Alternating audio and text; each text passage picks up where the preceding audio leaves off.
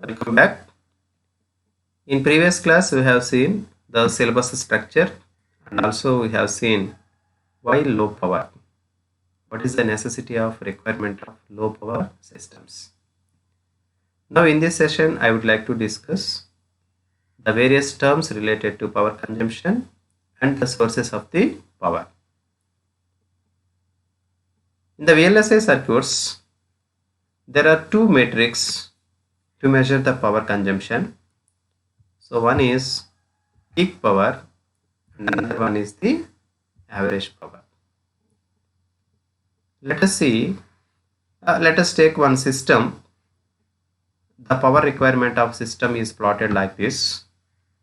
This is the graph related to the power required by the system with reference to the time.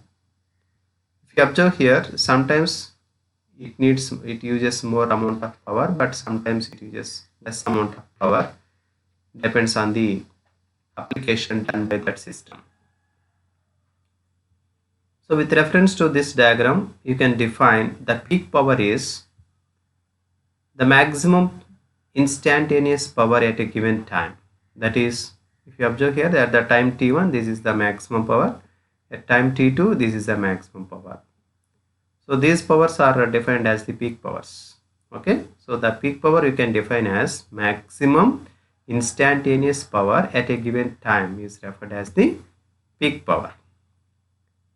And another power is average power. Average power means over a period of time the mean value of powers is referred as the average power. Okay, over a period the mean value of powers is referred as the average power.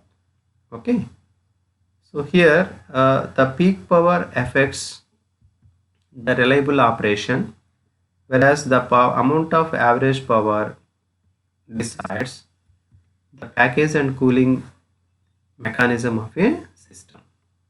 Okay, and another term is called energy.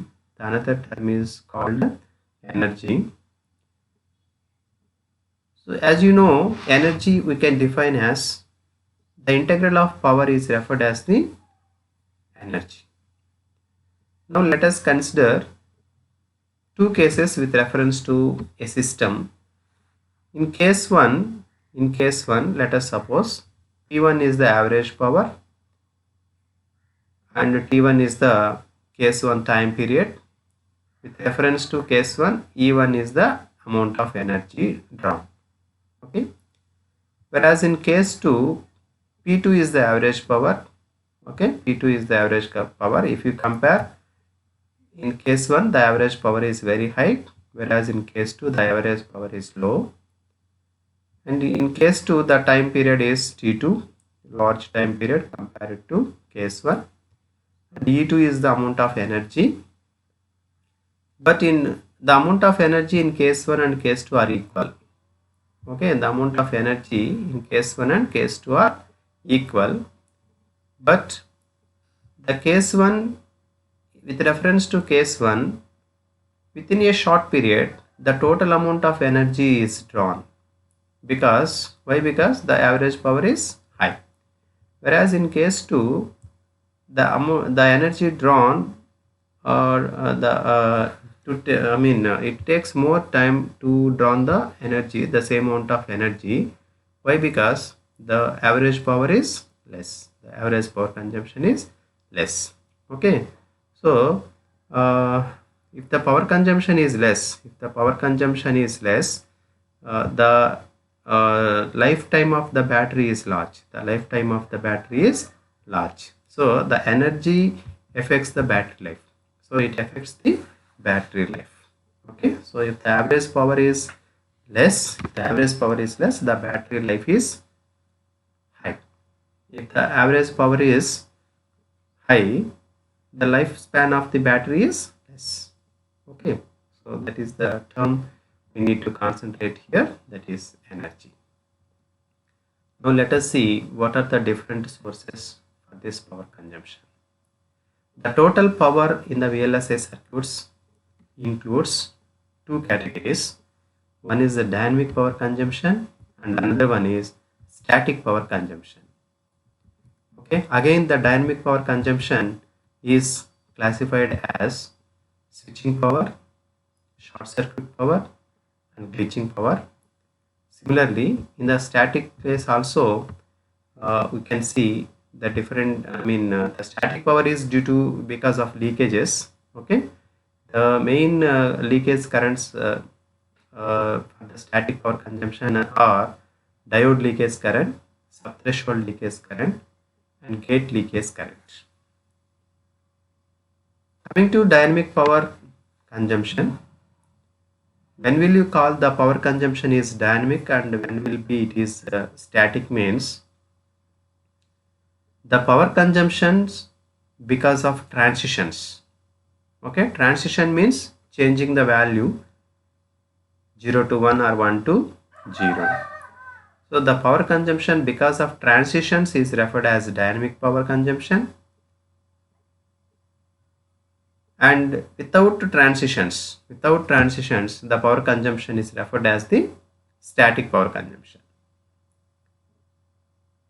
Again in the dynamic, if you see, we have the three types of power consumptions: switching, short and glitching.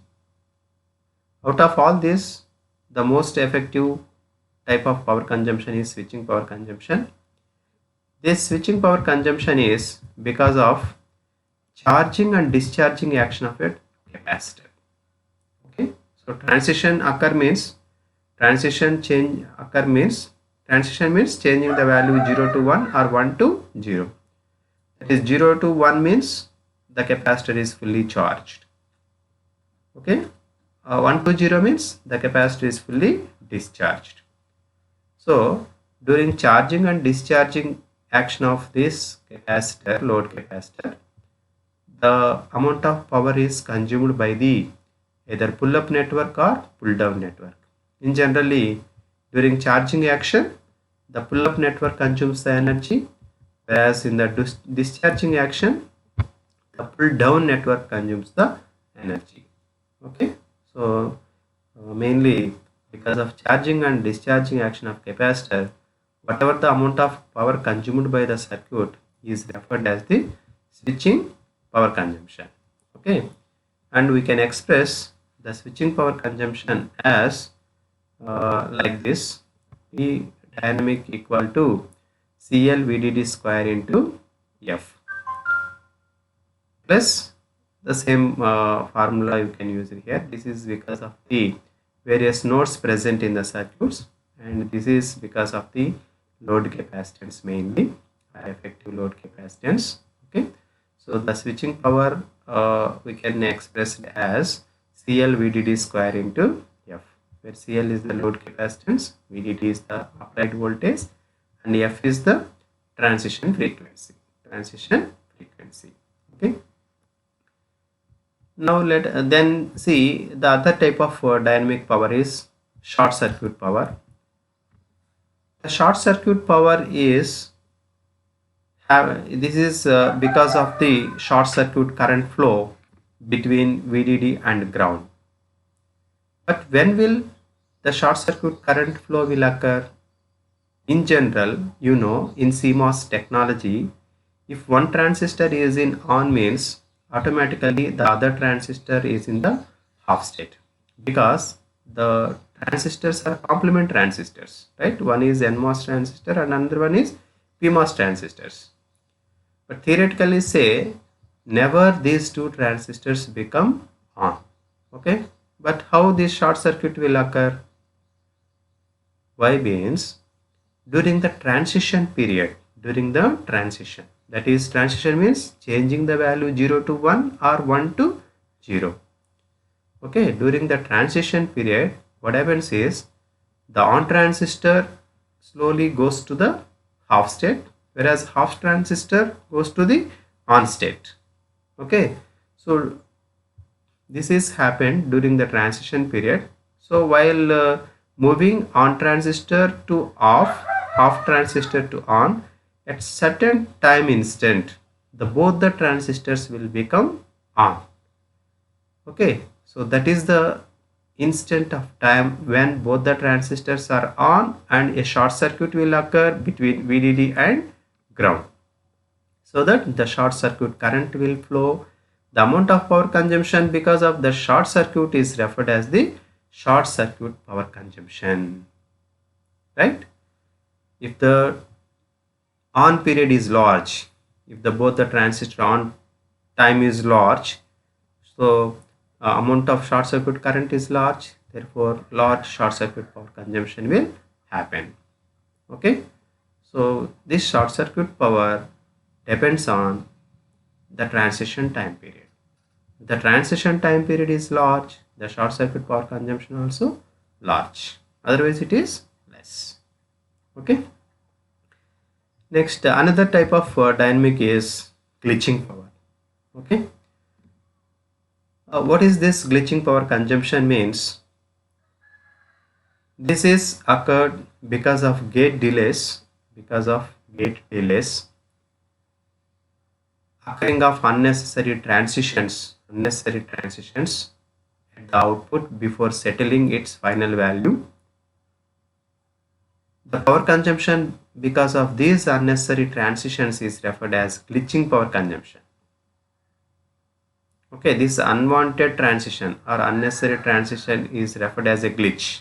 This is called the glitch, and the power consumption because of this glitch is referred as glitching power consumption.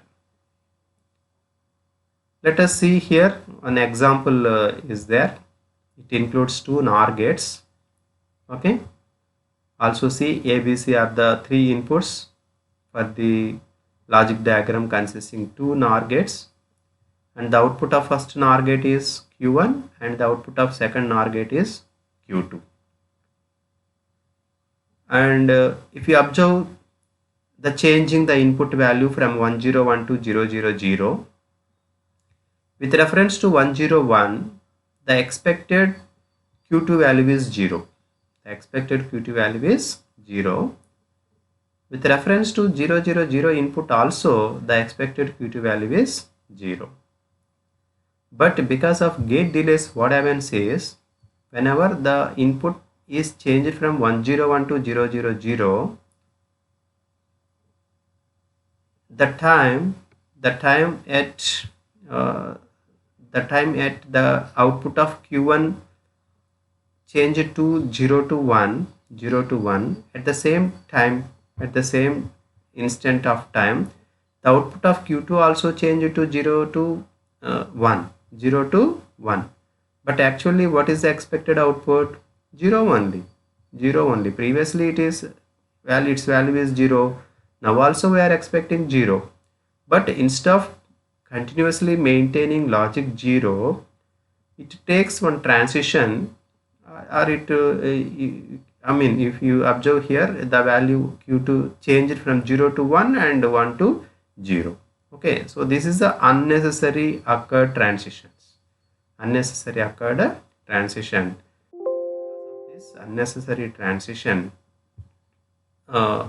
this unnecessary transition is referred as a glitch, and the power consumption because of this glitch is known as the glitching power consumption. Okay, is it clear? Okay, so like that the three different dynamic power consumptions are switching power consumption, short circuit power consumption, glitching power consumption. Switching power consumption is because of charging and discharging action of load capacitor. Short circuit power is because of short circuit during the transition period, there is a case of switching on both PMOS and NMOS transistors. And glitching power is the unnecessary transitions because of gate delay. Okay, so these are the dynamic power consumptions.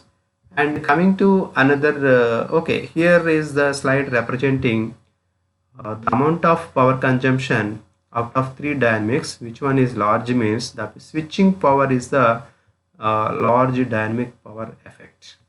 It is out of total dynamic power, 80 to 90% of power is because of switching power consumption, that is charging and discharging actions of the capacitor.